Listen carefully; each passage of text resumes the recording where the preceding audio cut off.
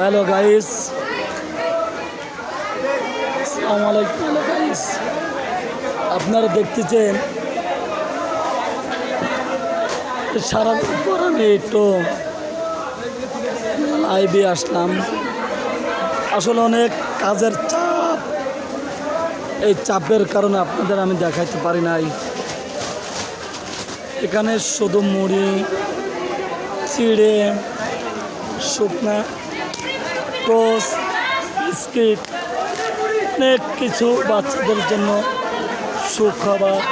শুকনা খাবার আছে। মানুষ অনেক কাজে ব্যস্ত, আমাদের এই কাজ বলুন। আমাদের স্লোগান দেওয়ার জন্য দেখছেন আপনি জয়ন্তী আছে।